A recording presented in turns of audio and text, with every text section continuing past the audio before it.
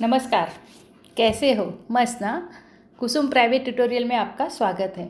आज हम 9th standard का lesson number 4 जो नाम है वो पढ़ेंगे। उसका नाम है जीआईपी रेलवे। ये name of the first railway का नाम था, ग्रेट इंडियन पेनिनसुला। अभी इसकी प्रस्तावना पढ़ते हैं। सन 1853 मतलब 1853 मध्ये इंग्रजांनी मुंबई ते ठाणे असा एकेरी रेल्वे मार्ग तयार केला। आता आपल्याला लक्षात ठेवायचं बाळांनो, इंग्रेज असं वाचायचं आणि लिहायचं पण तेच। ठाणे, मुंबई से ठाणे उन्होंने स्टार्ट किया था और एकेरी रेलवे मार्ग मतलब खाली एक ही ट्रैक थे उसको, मतलब एक ही ट्रेन जाएगी और रिटर्न वही ट्रैक से वो रिटर्न आएगी। लोखंडी रुळावरून वाफेच्या जोरावर धावणारी रेल्वे पाहून लोकांना होणारे नवल। आता लोखंडी मतलब जो अभी आप देखते हो ना वैसा ही, जो आयरन के बने हुए हैं वो। लोह मार्ग मतलब जो उसके रुणा है, रुणा का अर्थ है जो ट्रैक है वो किससे बने हैं, तो वो आयरन से बने हुए हैं। वाफेच्या जोरावर मतलब स्टीम से चलने वाली। ऐसी ट्रेन जब उन्होंने देखी तो सबको क्या बहुत आश्चर्य हो गया।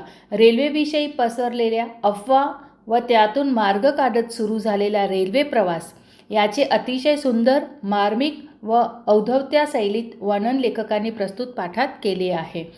मतलब ये जो कितनी सारी अफवाहें थी, कितने सारे प्रॉब्लम्स आए, फिर भी ये रेलवे प्रवास चालू हो गया, मतलब ट्रैक शुरू हुआ। अभी कैसे शुरू हुआ, उस टाइम पे क्या सबको लगा था जब फर्स्ट रेलवे हमारे इंडिया में जब बनी, तभी क्या क्या प्रॉब्लम्स आए थे, लोगों को क्या लगता था, ये सारी चीज़ों का वर्णन बहुत अच्छे से आपको बच्चों बहुत मज़ा आएगा इसके बारे में सुनने के लिए। तो आप लोग ध्यान से सुनिए इस लेसन को। तो पढ़ते हैं ये लेसन। मुंबई प्रांतात रेल्वे असावी असा उठाव मुंबईला प्रथम सर जमशेदजी जीजीभाई आणि जगन्नाथ नाना शंकर शेठ यानी केला। अर्थात मुंबई प्रदेश के अंदर जब उन्होंने डिमांड करी, आंदोलन किया, तो किसने डिमांड करी? सर जमशेदजी जीजीभाई। ये क्या थे?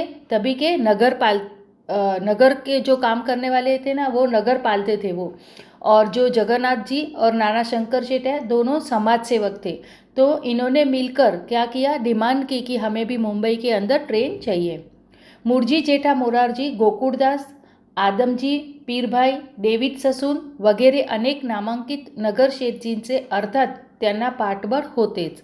मतलब ये जो सब काम करने वाले थे उनको जो नामांकित, मतलब ये लोग जो अभी जो मैंने 4 नाम बोले लास्ट, ये बहुत प्रसिद्ध व्यक्ति थे। तो उनका बैक पॉइंट था उनको कि आप करो काम, हम आपके साथ हैं, ऐसा। तो ये जो पहले वाला आपको क्वेश्चन जब पूछेंगे तभी आपको ध्यान देने का कि उठाव करनारे कौन होते, तो आंसर आएगा जमशेदजी, जीजीभाई, जगन्नाथ और शंकर शेठ हैं वो। और पाठबळ देनारे कौन होते, तो उसका फिर नाम आपको ये लिखना पड़ेगा कि मोरारजी, गोकुळदास, आदमजी, पीरभाई और डेविड ससून। तो आपको जब क्वेश्चन आता है तभी आपको ध्यान देना पड़ेगा कि क्वेश्चन में कौन सा शब्द दिया है और हम कौन सा आंसर उसका लिखते हैं, ठीक है। सन 1853 मध्ये ग्रेट इंडियन पेनिनशुला रेल्वेचा पहिला छोटा फाटा मुंबई ते ठाणेपर्यंत एकेरी रस्त्याचा तयार झाला, मतलब वन वे चालू हुआ। लोखंडी रुळावरून इंग्रज आगीन गाड़ी चालवणार ही कल्पनाच लोकांना मोठी अचंब्याची वाटली। जब लोगों को पता चला कि आग से चलने वाली गाड़ी यहाँ बनने वाली है रेलवे, तो सबको क्या हो गया? बहुत अचरज, आश्चर्य लगने लगा। अखेर मुहूर्ताचा दिवस जाहीर झाला। म्हणजे बघा इथे ये ट्रेन का जो भी काम था सारा ख़त्म हो गया। फिर अभी ये लोग सब, जैसे हम अगर कोई गाड़ी वगैरह हम लेते हैं तो उसकी फूल माला चढ़ाते हैं, घर में मिठाई वगैरह बनाते, दिया जलाते, जो सारे काम करते हैं वही इन्होंने, ये जब नया जब ट्रेन इन्होंने बनाया तभी ये सब कार्यक्रम उन्होंने रखा था। तो उसका तारीख, उसका देखो आपको ये भी याद रखना है, उसका दिन कौन सा है, समय कौन सा है, ईयर कौन सा था, वो सारी चीज़ें आपको ध्यान करके लिखनी पड़ेगी, ठीक है। दिनांक 18 एप्रिल सन 1853 सोमवार रोजी सायंकाळी मतलब संध्याकाळी 5 वाजता पहिली गाड़ी आगगाडी मुंबईहून निघाली। मतलब फर्स्ट कहाँ से निकली आपको ध्यान रखना है, मुंबई से। पाना फुलांचे हार, तोरणे, निशाणे लावून 10 मोठे खोलीवरच्या डबे शृंगारलेले, इंजिनावर अंग्रेजाचे मोठे निशान फडकत आहे। देखो यहाँ पर कितनी सारी चीज़ें उन्होंने लगाई थी। पान फुलांचे हार 1, तोरणे 2, निशाने, निशाने मतलब वो अपना फ्लैग लगाया था। जो अंग्रेज लोग थे ना तभी हमारे यहाँ, तो उन्होंने अपना ध्वज लगाया था। निशाने मतलब वो झंडे लावून 10 मोठे खोलीवरच्या डब्बे, उसके कितने डब्बे थे तभी 10।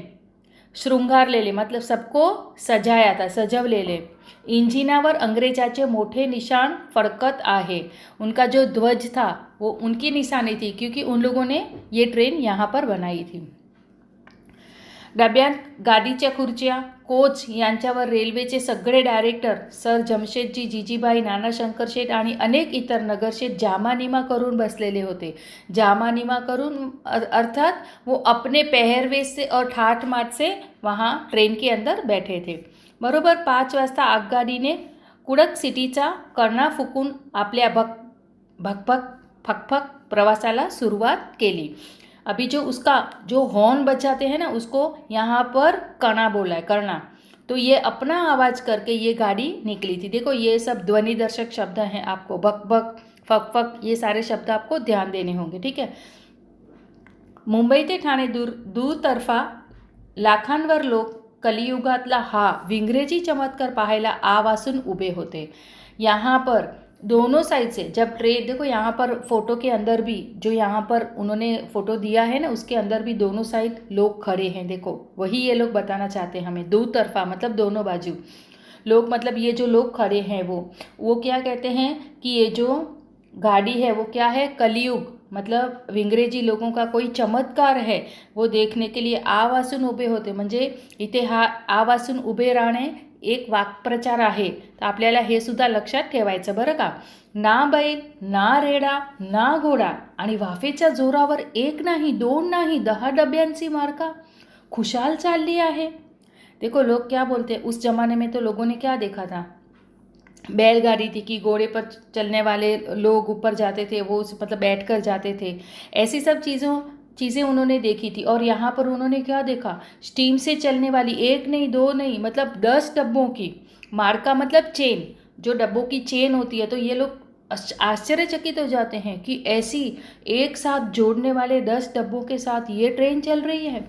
झुकझुक करत लोखंडी रुणावळून, देखो ये तीसरा है यहाँ पर झुकझुक ध्वनि दर्शक शब्द आया, आपको ध्यान रखना है, ठीक है।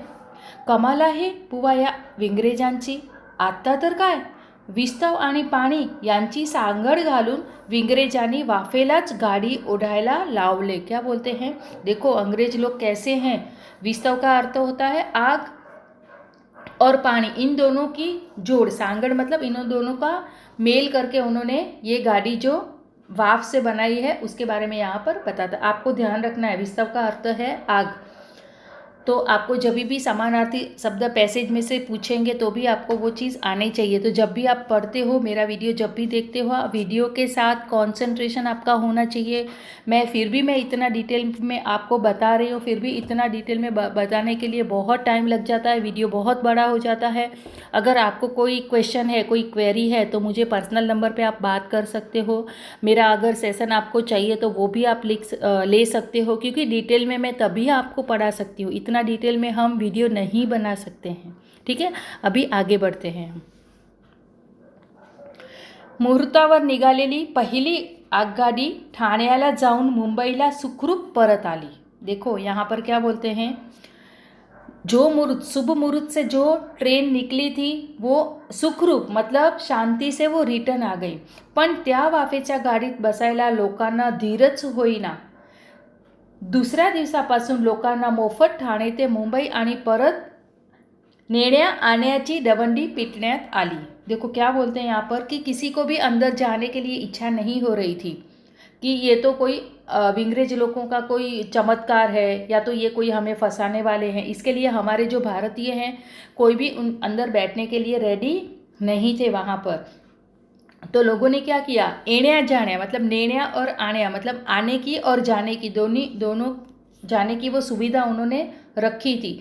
तो दवंडी पिटण्यात आली, इसका अर्थ है पब्लिक के लिए अनाउंसमेंट किया। जैसे कोई राजा की जब सवारी आती है तो अनाउंस करते हैं ना कि अकबर राजा पधार रहे हैं, महाराणा प्रताप आ रहे हैं। तो ऐसे तभी के ज़माने में वो लोग ऐसा बोलते थे कि दवंडी पीटण्यात आली, मतलब पब्लिक को अनाउंसमेंट किया गया कि आपको आने जाने की जो भी सुविधा है वो हम आपको फ्री में देने वाले हैं। ये इन्होंने जाहिरात करी वहाँ पर।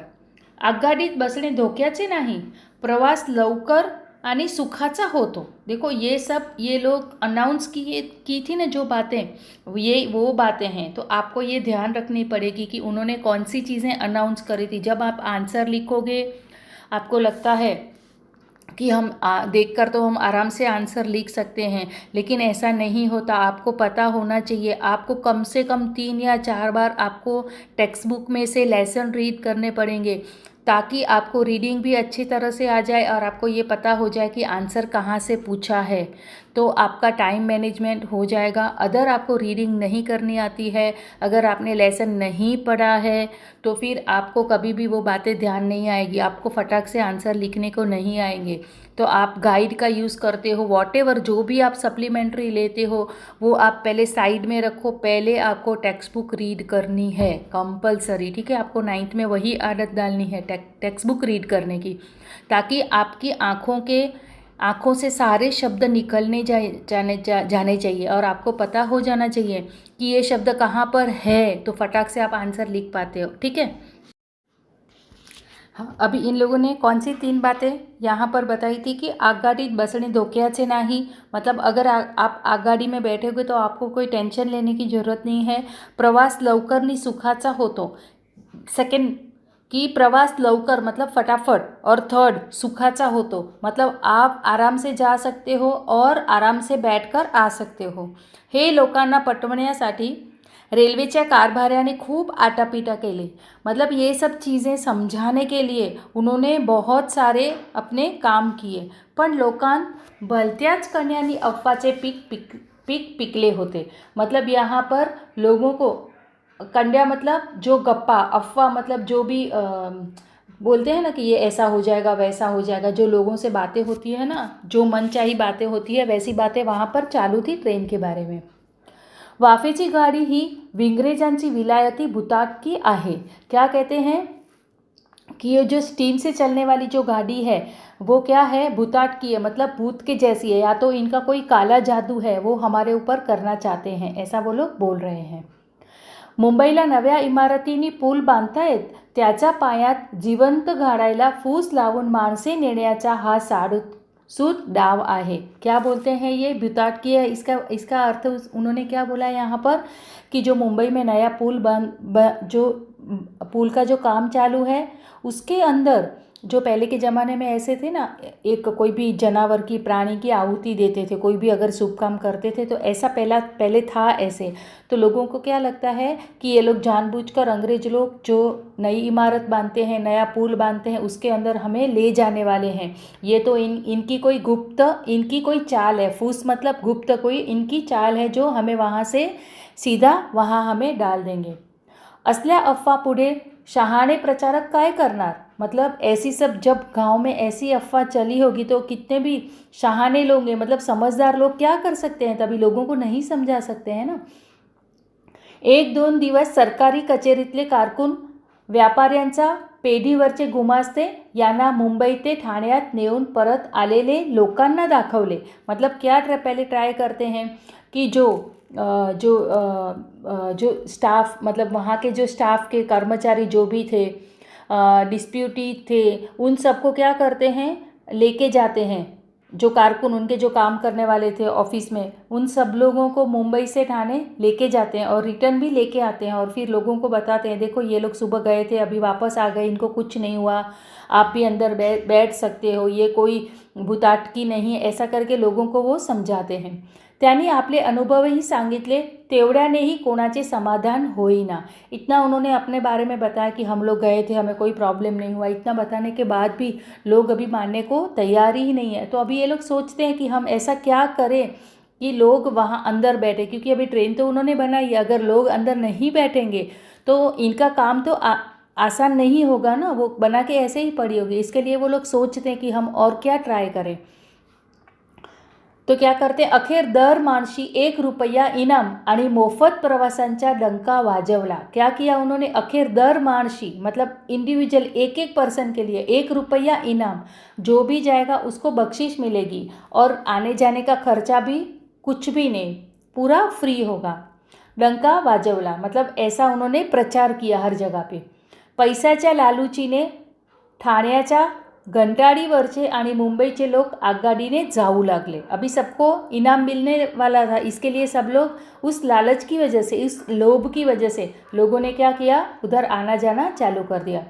का त्यांच्या घरची माणसे आजूबाजूला उभी राहून ठाणाए धाय मोकलायची. त्यांची समजूत काटता रेल्वेचे अधिकारी अगदी टेकीला यायचे. मतलब उनका सब लोग बोलते थे कि हम लोग जा रहे हैं, हमको कुछ भी नहीं होता है, आप भी अंदर जाओ, ऐसा करके सब लोग बोल रहे थे. एकदा ते प्रवासी ठाणे मुंबईची सफ़र करून सुखरूप परत आले. जो लोग गए थे, जिसको फ्री में 1 रुपया मिलने वाला 1 रुपया इनाम मिलने वाला था और जो मुफ्त प्रवास था, तो लोग गए और रिटर्न भी आ गए. म्हणजे मग मात्र चौकसी करण्याचे धोडकेच्या धोडके त्यांच्या भोवती जमायचे. अभी वो चौकसी करने के लिए मतलब वो लोग रिटर्न आए कि नहीं, हमारे जितने भी लोग गए थे वो धोड़के के धोड़के मतलब समूह जितने भी लोग गए थे वो वापस आए या नहीं, वो सब देखने के लिए लोग वहाँ पर इकट्ठा होने लगे. रुपयांचे इनाम पुढे 8 आण्यावर आले. देखो कितने स्मार्ट थे वो लोग. पहले क्या किया उन्होंने, 1 रुपया दिया, उसके बाद में उनको पता चल गया कि अभी बहुत सारे लोग आने लगे हैं, तभी उन्होंने क्या कर दिया, 50 पैसा कर दिया उसका. और नंतर क्या कर दिया, 25 पैसा. नंतर 4 आणे झाले. 4 आणे मतलब 25 पैसे. लोकांचा धीर चपलासे पाहून इनामे बंद झाली. क्या किया उन्होंने, पता चला आपको, कितने स्मार्ट थे. हम आज के ज़माने में बोलते हैं मार्केटिंग, देखो मार्केटिंग, देखो इन्होंने वो टाइम पे कौन सी मार्केटिंग करी, देखा है आपने, अभी पता चला आपको. अभी भी हमें सेल लगती है, वहाँ डिस्काउंट होता है, तो हम कैसे अट्रैक्ट होते हैं. तो वो ज़माने में देखो इन्होंने स्मार्ट वर्क वही किया था. तो उन्होंने क्या किया, उनकी वजह से क्या हो गया कि सब लोग अभी जाने लगे. इनामें बंद झाली. अभी उन्होंने जो 25 पैसा लास्ट इनाम देने वाले थे वो भी उन्होंने बंद कर दिया. वो इनाम तो बंद कर दिया, फ्री में जो जा रहे थे वो भी बंद कर दिया. अभी क्या कर दिया उन्होंने, टिकट चार्ज कर दी. नी सरस टिकटें चालू केली, मतलब रेग्युलर उन्होंने टिकट लेना चालू कर दिया. एरवीचा ठाणे मुंबईच्या बैलांच्या खटार गाडीचा प्रवास म्हणजे तब्बल 1 दिवस खायचा. अभी लोगों को पता चल गया. अभी देखो यही लोग क्या बोल रहे हैं, अरे बाप रे, हम लोग जब ठाणे से मुंबई जाते थे, खटार गाड़ी में जब जाते थे, प्रवास करते थे, खटार गाड़ी मतलब अभी वो खटार गाड़ी किसको बोलते हैं, जो बुलक कार्ड होते हैं ना, उसको यहाँ पर बोल रहे हैं कि तब्बल मतलब फुल डे, हमारा तो फुल डे चला जाता था, ऐसे अभी ये बोल रहे हैं. पण आता काय, अवघ्या 1.25 तासात ठाण्याच्या असामी मुंबईला येऊ जाऊ लागला. असामी का अर्थ है व्यक्ति. क्या बोलते, बाप रे, अभी तो क्या मतलब 1 आवर 15 मिनट्स नहीं, 1 आवर 25 मिनट्स में तो बोलते हैं कि मुंबई से हम लोग रिटर्न भी आ जाते हैं. मग मात्र लोकांची झुंबड झाली. मतलब अभी लोगों की वहाँ पर गर्दी फुल टू फुल. पण आता काय, अवघ्या 1.25 तासात ठाण्याच्या असामी मुंबईला येऊ जाऊ लागला. मग मात्र लोकांची झुंबड लागली. क्या कहते हैं, पहले हमें कितना टाइम लगता था, अभी खाली हम 1 आवर 15 मिनट्स में तो हम रिटर्न आ सकते हैं. तो मतलब अभी लोगों की गर्दी हो गई आने जाने की. इकडे इंजिनियर लोग कर्जत पणसदरीपासून बोरघाट पोखरण्याची योजना ठरवत. इंजीनियर होते हैं वो. पोखरण्याची मतलब जो खोदने का काम होता है वो. योजना ठरवत असतानाच खंडाळ्याहून पुण्यापर्यंतच्या सपाटीचा रेल्वे रस्ता सन 1858च्या फेब्रुवारीवारात पूरा झाला. क्या कहते हैं, अभी यहाँ पर ये जो हमारा मुंबई से ठाणे था वो ख़त्म हो गया. अभी यहाँ पर सेकेंड चालू है. तो सेकेंड कहाँ से था, कर्जत से लेकर कहाँ तक, ये आगे देखते हैं, खंडाळा तक. त्याचाही मोठ्या थाटामाटाने ओपनिंग सेरेमनी करण्यात आलं. मतलब इसका भी थाट मतलब वैभवाने, जैसे मुंबई की ठाणे जो जाने वाली ट्रेन का जैसे उन्होंने किया था, वैसे इसकी भी ओपनिंग सेरेमनी वैसे ही करी थी.